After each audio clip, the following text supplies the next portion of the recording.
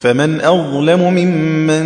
كذب على الله وكذب بالصدق إذ جاءه أليس في جهنم مثوى للكافرين والذي جاء بالصدق وصدق به أولئك هم المتقون لهم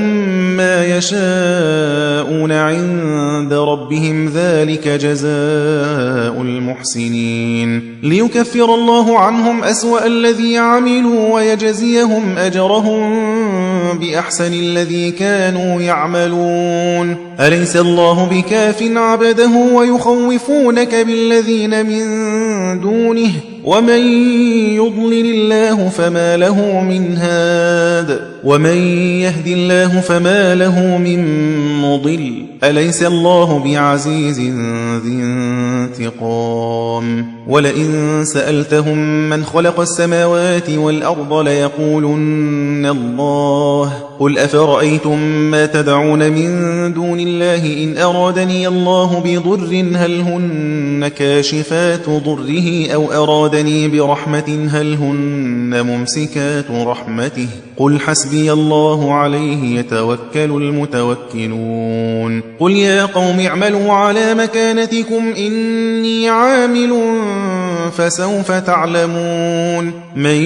يأتيه عذاب يخزيه ويحل عليه عذاب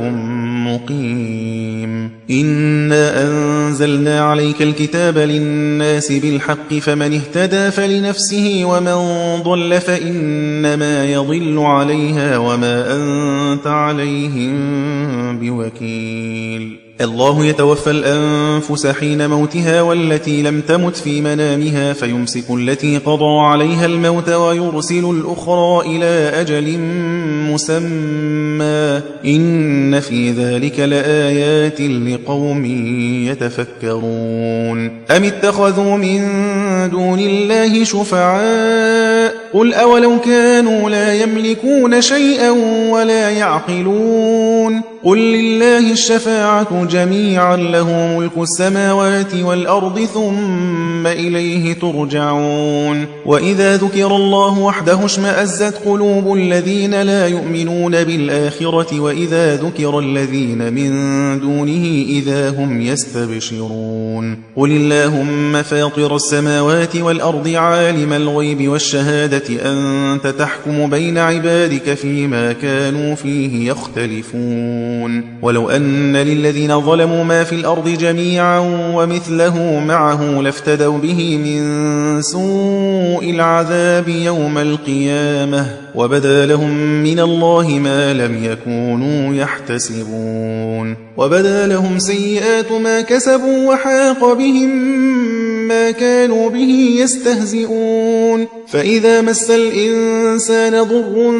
دعانا ثم إذا خولناه نعمة منا قال إنما أوتيته على علم بل هي فتنة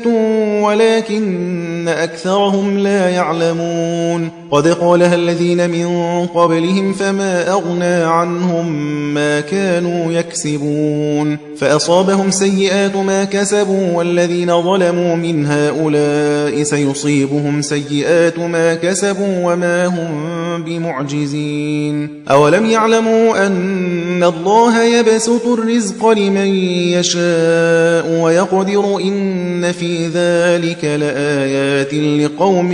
يؤمنون قل يا عبادي الذين أسرفوا على أنفسهم لا تقنطوا من رحمة الله إن الله يغفر الذنوب جميعا إنه هو الغفور الرحيم وأنيبوا إلى ربكم وأسلموا له من قبل أن يأتيكم العذاب ثم لا تنصرون واتبعوا أحسن ما أنزل إليكم من ربكم من قبل أن يأتيكم العذاب بغتة وأنتم لا تشعرون أن تقول نفس يا حسرة على ما فرطت في جنب الله وإن كنت لمن الساخرين أو تقول لو أن الله هداني لكنت من المتقين أو تقول حين ترى العذاب لو أن لي كرة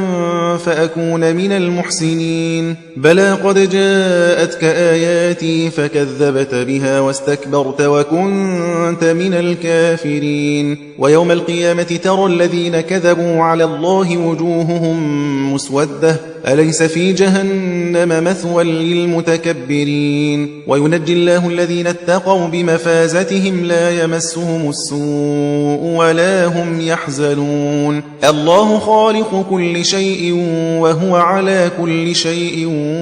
وكيل له مقاليد السماوات والأرض والذين كفروا بآيات الله أولئك هم الخاسرون قل أفغير الله تأمروني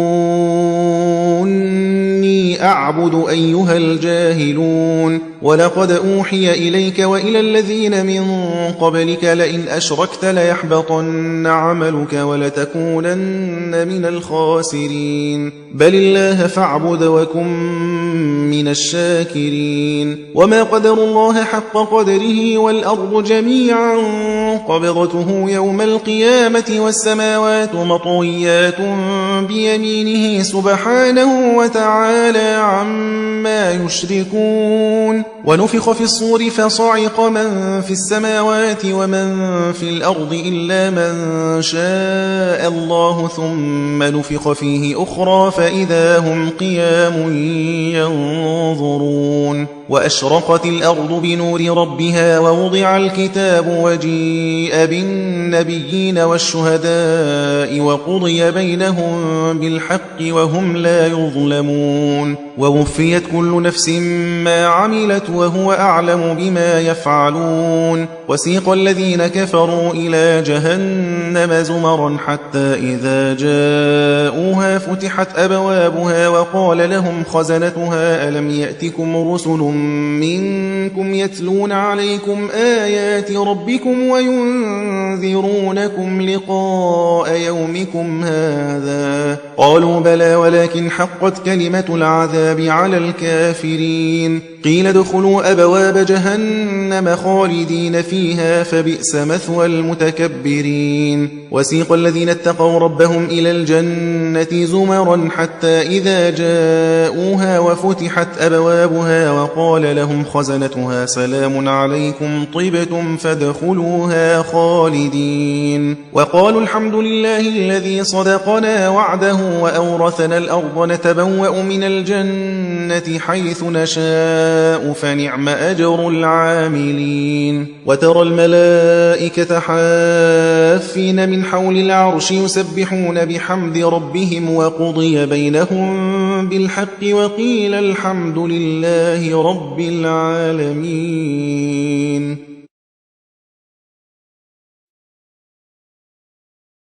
بسم الله الرحمن الرحيم حميم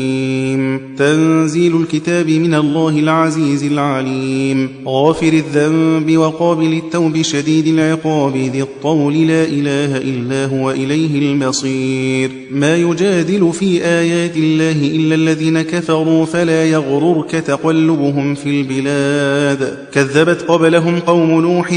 والأحزاب من بعدهم وهمت كل أمة برسولهم ليأخذوه وجادلوا بالباطل ليدحضوا به الحق فأخذتهم فكيف كان عقاب وكذلك حقت كلمة ربك على الذين كفروا أنهم أصحاب النار الذين يحملون العرش ومن حوله يسبحون بحمد ربهم ويؤمنون به ويستغفرون للذين آمنوا ربنا وسعت كل شيء رحمة وعلما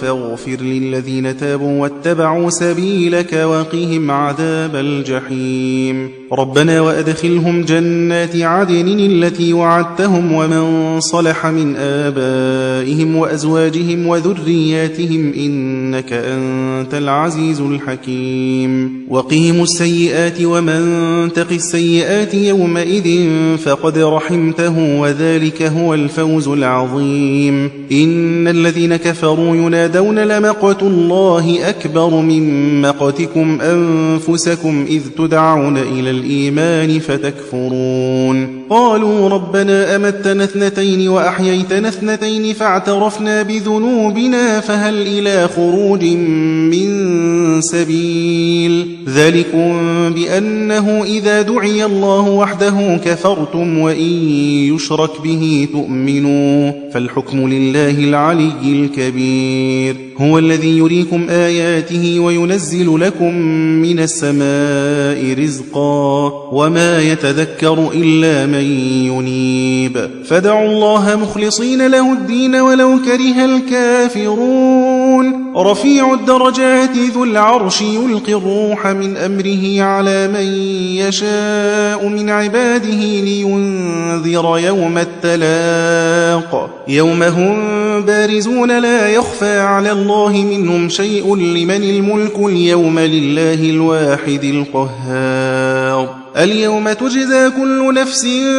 بما كسبت لا ظلم اليوم إن الله سريع الحساب وأنذرهم يوم الآزفة إذ القلوب لدى الحناجر كاظمين ما للظالمين من حميم ولا شفيع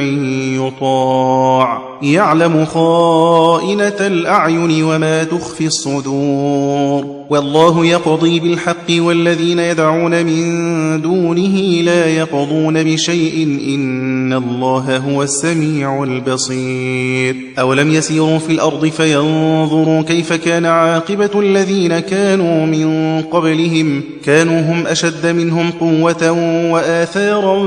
في الأرض فأخذهم الله بذنوبهم وما كان لهم من الله من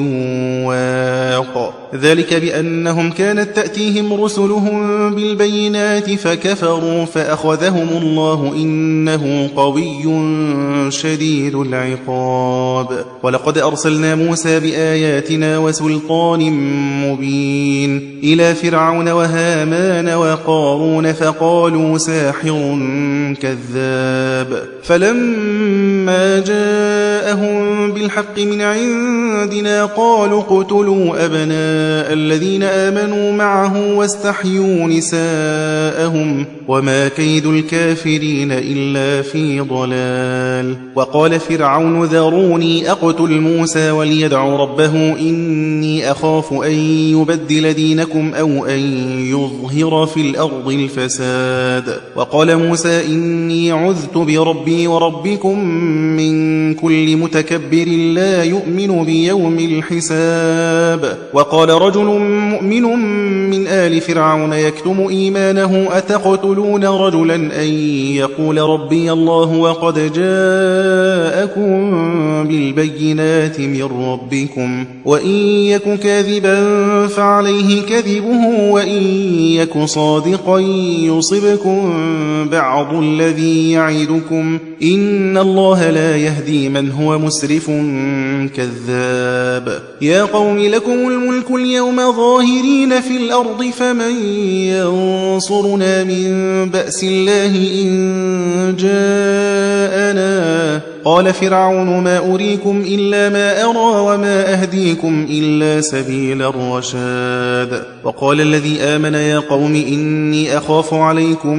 مثل يوم الأحزاب مثل دأب قوم نوح وعاد وثمود والذين من بعدهم وما الله يريد ظلما للعباد ويا قوم إني أخاف عليكم يوم التناد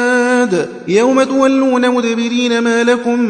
من الله من عاصم ومن يضلل الله فما له من هاد ولقد جاءكم يوسف من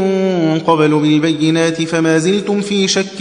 مما جاءكم به حتى إذا هلك قلتم لن يبعث الله من بعده رسولا كذلك يضل الله من هو مسرف مرتاب الذين يجادلون في آيات الله بغير سلطان أتاهم كبر مقتا عند الله وعند الذين آمنوا كذلك يطبع الله على كل قلب متكبر جبار وقال فرعون يا هامان ابن لي صرحا لعلي أبلغ أسباب السماوات فأطلع إلى إله موسى وإني لأظنه كاذبا وكذلك زين لفرعون سوء عمله وصد عن السبيل وما كيد فرعون إلا في تباب وقال الذي آمن يا قوم اتبعون أهدكم سبيل الرشاد يا قوم إنما هذه الحياة الدنيا متاع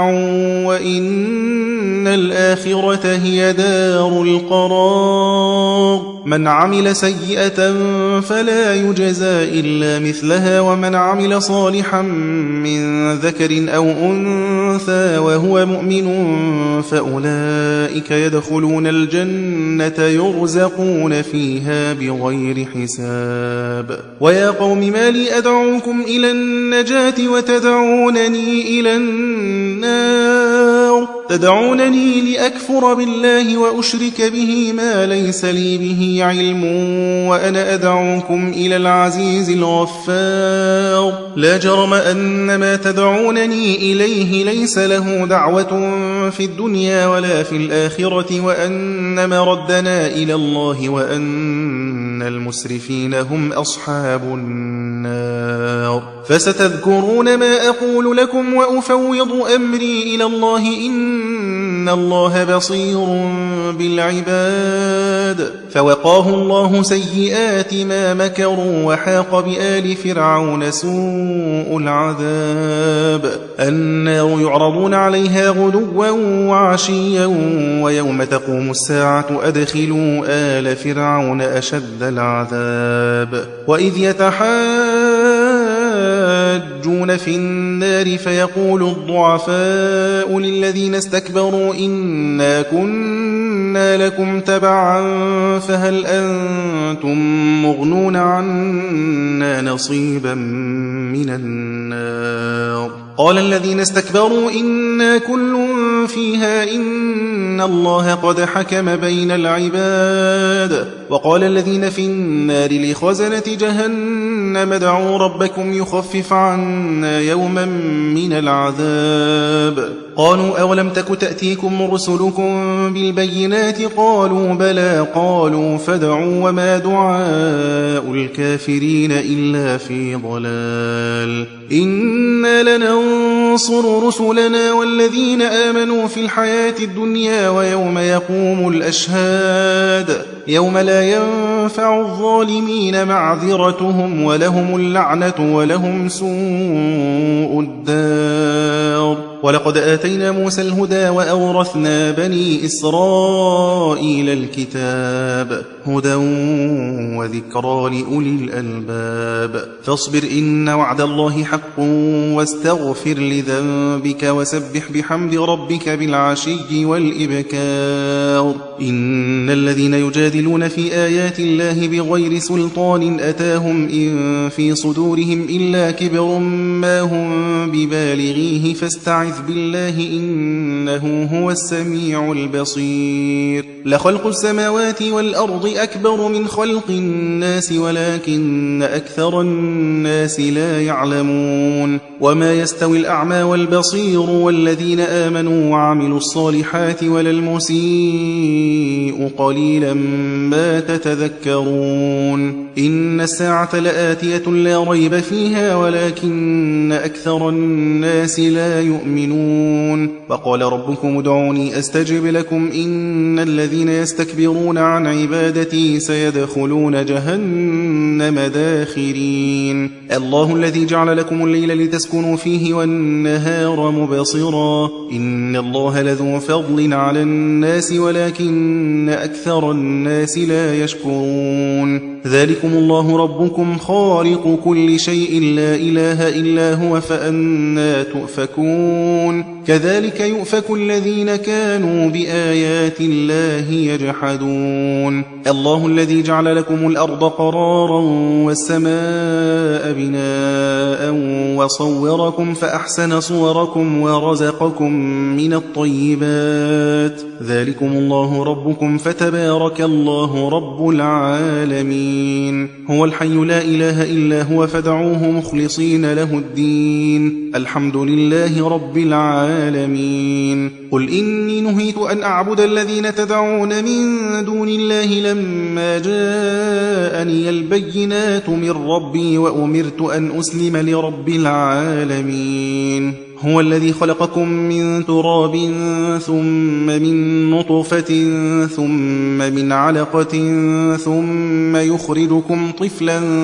ثم لتبلغوا أشدكم ثم لتكونوا شيوخا ومنكم من يتوفى من قبل ولتبلغوا أجلا مسمى ولعلكم تعقلون هو الذي يحيي ويميت فإذا قضى أمرا فإنما يقول له كن فيكون ألم تر إلى الذين يجادلون في آيات الله أنى يصرفون الذين كذبوا بالكتاب وبما أرسلنا به رسلنا فسوف يعلمون إذ الأغلال في أعناقهم والسلاسل يسحبون في الحميم ثم في النار يسجرون ثم قيل لهم أين ما كنتم تشركون من دون الله قالوا ضلوا عنا بل لم نكن ندعو من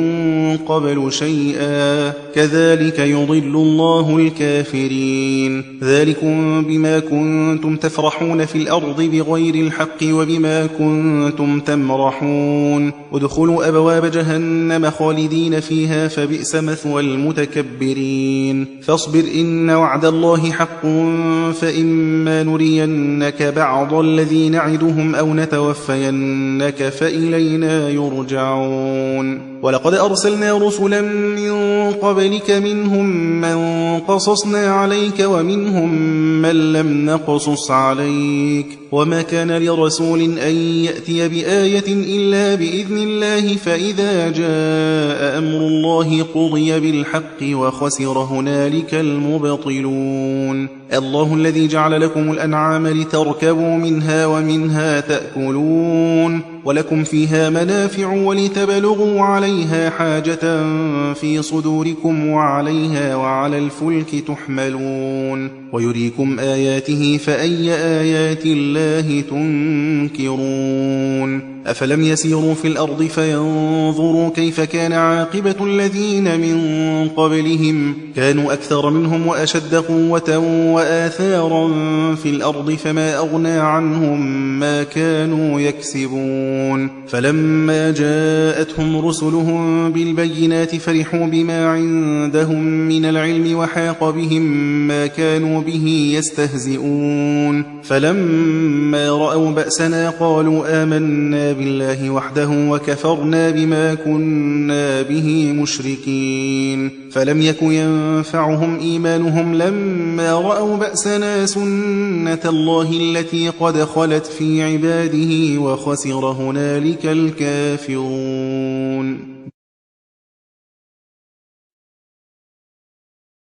بسم الله الرحمن الرحيم حميم تنزيل من الرحمن الرحيم كتاب فصلت آياته قرآنا عربيا لقوم يعلمون بشيرا ونذيرا فأعرض أكثرهم فهم لا يسمعون وقالوا قلوبنا في أكنة مما تدعونا إليه وفي آذاننا وقر ومن بيننا وبينك حجاب فاعمل إننا عاملون قل إنما أنا بشر مثلكم يوحى إلي أنما إلهكم إله واحد فاستقيموا إليه واستغفروه وويل للمشركين الذين لا يؤتون الزكاة وهم بالآخرة هم كافرون إن الذين آمنوا وعملوا الصالحات لهم أجر غير ممنون قل أئنكم لتكفرون بالذي خلق الأرض في يومين وتجعلون له أندادا ذلك رب العالمين وجعل فيها رواسي من فوقها وبارك فيها وقدر فيها أقواتها في 4 أيام سواء للسائلين ثم استوى إلى السماء وهي دخان فقال لها وللأرض ائتيا طوعا أو كرها قالتا أتينا طائعين فقضاهن 7 سماوات في يومين وأوحى في كل سماء أمرها وزينا السماء الدنيا بمصابيح وحفظا ذلك تقدير العزيز العليم فإن أعرضوا فقل أنذرتكم صاعقة مثل صاعقة عاد وثمود إذ جاءتهم الرسل من بين أيديهم ومن خلفهم ألا تعبدوا إلا الله قالوا لو شاء ربنا لأنزل ملائكة فإنا بما أرسلتم به كافرون فأما عاد فاستكبروا في الأرض بغير الحق وقالوا من أشد منا قوة أولم يروا أن الله الذي خلقهم هو أشد منهم قوة وكانوا بآياتنا يجحدون فأرسلنا عليهم ريحا صرصرا في أيام نحسات لنذيقهم عذاب الخزي في الحياة الدنيا ولعذاب الآخرة أخزى وهم لا ينصرون وأما ثمود فهديناهم فاستحبوا العمى على الهدى فأخذتهم صاعقة العذاب الهون بما كانوا يكسبون ونجينا الذين آمنوا وكانوا يتقون ويوم يحشر أعداء الله إلى النار فهم يوزعون حتى إذا ما جاءوها شهد عليهم سمعهم وأبصارهم وجلودهم بما كانوا يعملون وقالوا لجلودهم لم شهدتم علينا قالوا أنطقنا الله الذي أنطق كل شيء وهو خلقكم أول مرة وإليه ترجعون وما كنتم تستترون أن يشهد عليكم سمعكم ولا أبصاركم ولا جلودكم ولكن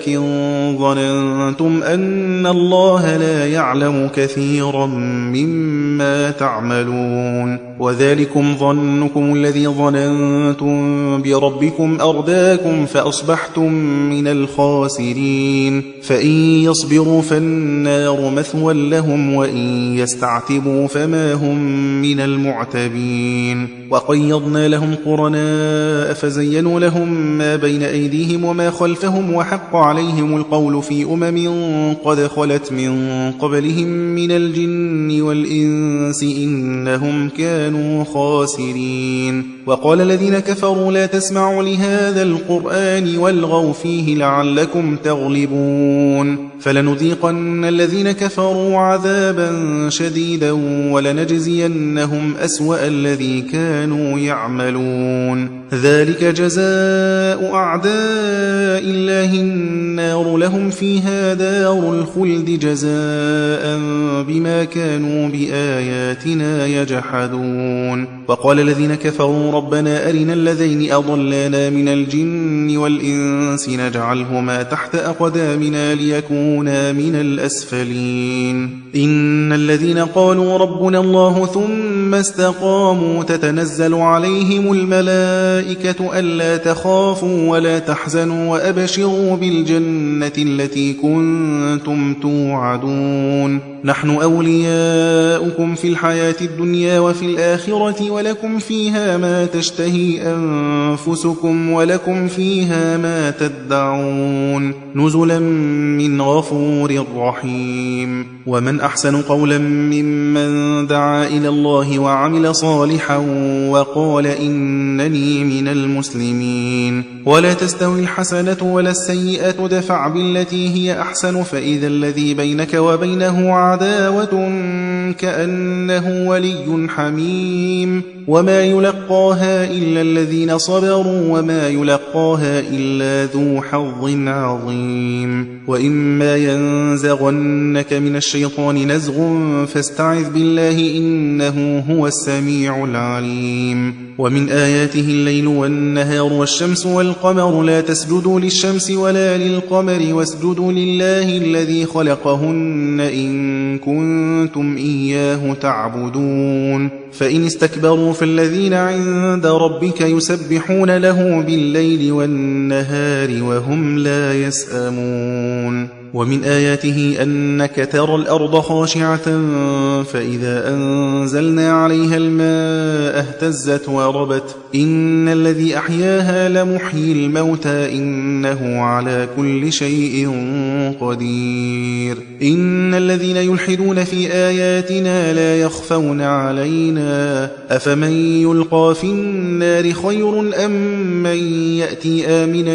يوم القيامة اعملوا ما شئتم إنه بما تعملون بصير إن الذين كفروا بالذكر لما جاءهم وإنه لكتاب عزيز لا يأتيه الباطل من بين يديه ولا من خلفه تنزيل من حكيم حميد ما يقال لك إلا ما قد قيل للرسل من قبلك إن ربك لذو مغفرة وذو عقاب أليم ولو جعلناه قرآنا أعجميا لقالوا لولا فصلت آياته أعجمي وعربي قل هو للذين آمنوا هدى وشفاء والذين لا يؤمنون في آذانهم وقر وهو عليهم عمى أولئك ينادون من مكان بعيد ولقد آتينا موسى الكتاب فاختلف فيه ولولا كلمة سبقت من ربك لقضي بينهم وإنهم لفي شك منه مريب من عمل صالحا فلنفسه ومن أساء فعليها وما ربك بظلام للعبيد صدق الله العظيم.